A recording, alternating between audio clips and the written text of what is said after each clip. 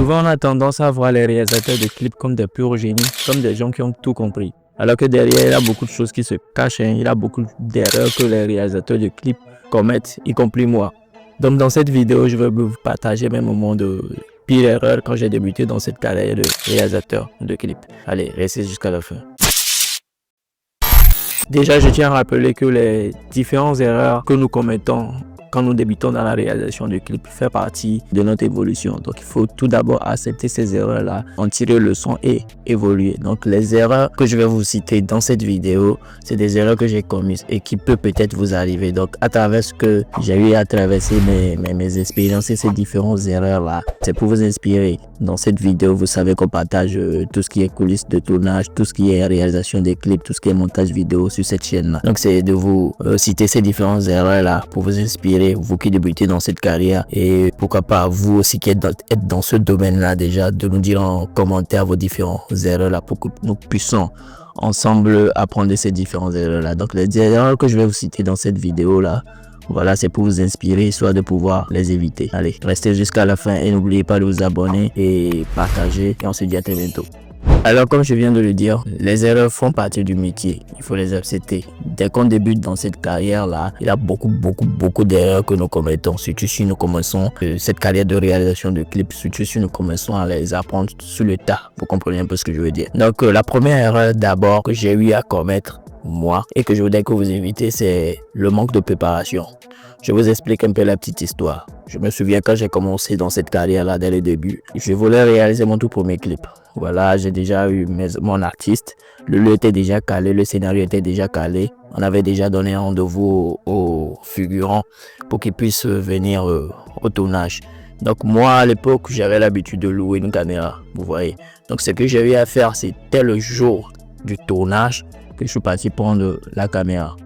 Donc du coup, je suis venu au lieu. Non seulement je suis venu au lieu un peu tardivement parce que celui qui loue la caméra avait loué cette même caméra à quelqu'un d'autre qui avait mis du retard à amener la caméra. Donc j'ai dû attendre. Donc au moment où j'attendais, les artistes étaient aussi en train d'attendre, les figurants étaient en train d'attendre. Et le temps qu'ils faisaient à ces moments-là, on les ratait parce qu'il faisait déjà coucher du soleil, vous comprenez un peu ce que je veux dire. Donc du coup, ça fait que déjà, je suis venu en retard au lieu du tournage. Et de deux, maintenant, force à constater que la batterie n'était pas chargée.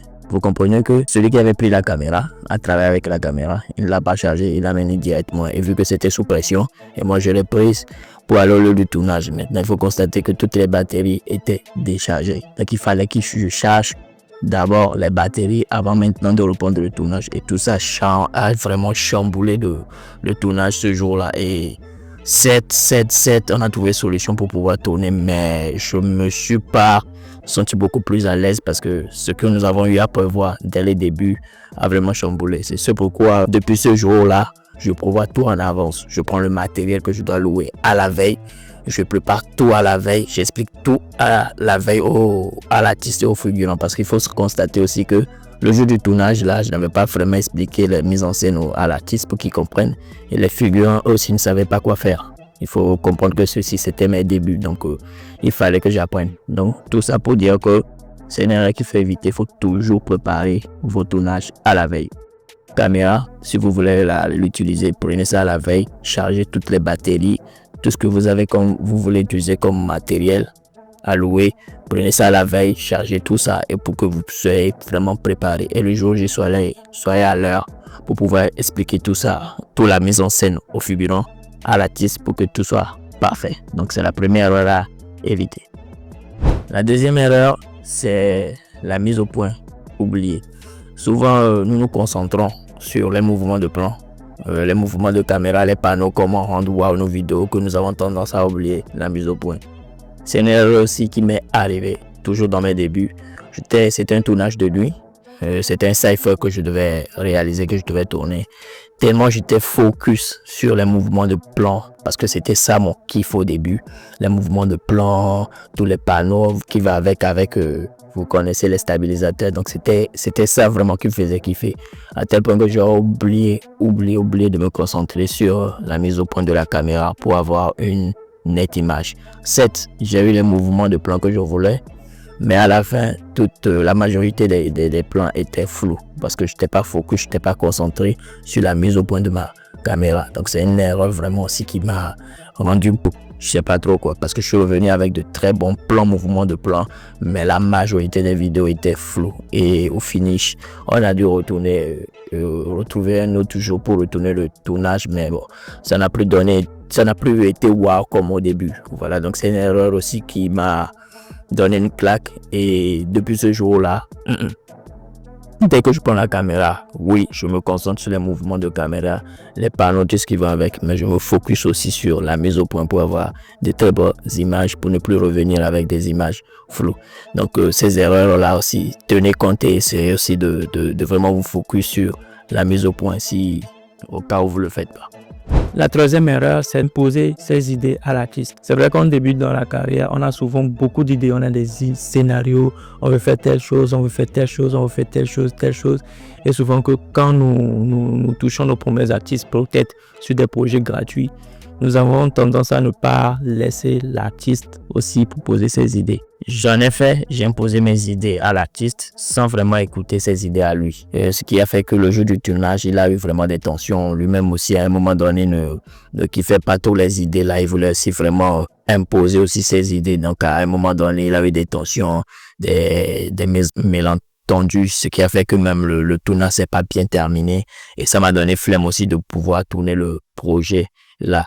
Donc, depuis ce jour-là, je me suis promis à moi-même, j'ai commencé aussi par me dire oui. Et avec les connaissances aussi, me dire oui, que c'est important d'écouter l'artiste. Dès que vous écoutez le son, le plus important, c'est de dire à l'artiste de proposer ses idées à lui.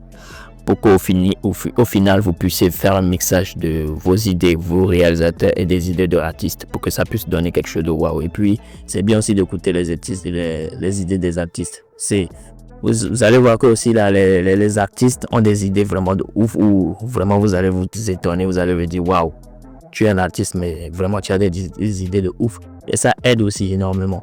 Et c'est l'un ou l'autre, hein. Ne laissez pas aussi les artistes vous imposer toutes leurs idées pour vraiment partir avec les idées de l'artiste du début jusqu'à la fin sans que vous n'ayez votre touche créative là-dessus. Ne laissez pas aussi ça et aussi n'imposez pas aussi vos idées à l'artiste, d'accord? Donc c'est la troisième erreur aussi à éviter. Mais maintenant nous allons passer à la quatrième erreur. La quatrième erreur, c'est de vouloir en faire trop. C'est vrai qu'on est débutant aussi dans la réalisation des clips. Nous voulons vraiment rendre nos clips waouh, à tel point que il y a beaucoup de choses que nous faisons. Nous ajoutons des transitions un peu partout, des effets spéciaux un peu partout qui au finish ne correspondent pas avec les pics du son et les transitions qui ne correspondent pas vraiment avec l'univers du clip, à tel point que donc le clip devient, c'est pas du début jusqu'à la fin.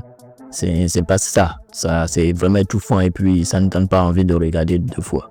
Moi-même, j'ai eu à le faire dans mes débuts. J'ai eu à tourner un clip où j'ai vraiment voulu mettre des transitions de ouf, des effets de ouf. J'ai passé même des nuits blanches à rendre wow le clip, mais au final, ça n'a même pas plu à l'artiste.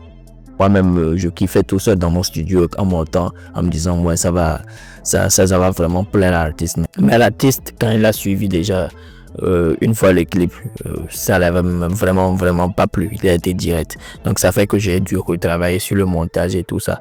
Donc depuis ce jour-là, j'ai vraiment amélioré mon art, vraiment rendre mes clips vraiment simples, mais tout en donnant l'envie de les regarder plusieurs fois, tout en respectant cette transition qui rendent waouh, des effets qui rendent waouh et qui vont réellement avec le dynamisme du son. Vous comprenez ce qu'il veut faire. Donc évitez aussi de vraiment en faire trop pour que votre clip soit un peu saccadé. Donc voilà la quatrième erreur aussi qu'il faut éviter en tant que réalisateur de clip. Donc voilà l'équipe, voilà les différentes erreurs que j'ai voulu partager avec vous. La première erreur, c'est le manque de préparation de votre tournage clip. Deuxième erreur, la mise au point oubliée de votre caméra. Il ne faut pas l'oublier. Troisième erreur, c'est d'imposer vos idées à l'artiste et de laisser aussi l'artiste vous imposer ses idées. Et la quatrième erreur, c'est de vouloir en faire trop en ajoutant des effets, des transitions dans vos clips au finish.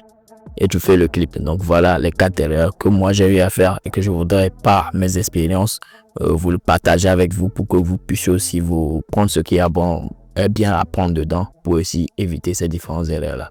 Donc du coup n'hésitez pas aussi si vous êtes réalisateur à me dire aussi en commentaire quelles sont mes erreurs ça sera bien que je puisse aussi apprendre de vos différentes erreurs et puis tout ça pour qu'on puisse aussi grandir cette communauté-là. Donc du coup, si tu es nouveau sur cette chaîne, tu sais pas qui je suis réalisateur de clips. Moi, c'est Christian César. Donc sur cette chaîne, je partage tous mes coulisses de tournage, d'équipe de clips, mes montages vidéo et voilà, et mes différentes erreurs même que j'ai eu à commettre dans l'apprentissage, bien dans l'évolution de cette carrière-là. Donc voilà, abonne-toi, active la cloche de notification pour être notifié. Et si tu veux aller beaucoup plus loin et maîtriser les différents réglages de caméra pour avoir un rendu cinématographique, allez, n'hésite pas à t'inscrire à mon Patreon. Le lien sera en description de cette vidéo-là. Je te montre les 5 réglages de ta caméra réflexe pour avoir un rendu cinématographique. Le lien sera en description. Donc d'ici là, j'espère que ces différentes erreurs-là vont t'inspirer. Et je tiens à rappeler que les erreurs font partie du métier. Faites des erreurs, apprenez de ça, faites du recul et améliorez-vous au fur et à mesure. C'est dans ça qu'on devient beaucoup plus professionnel. Donc d'ici là, on se dit à très bientôt pour une prochaine vidéo. Prenez soin de vous. C'était Christian César. Peace.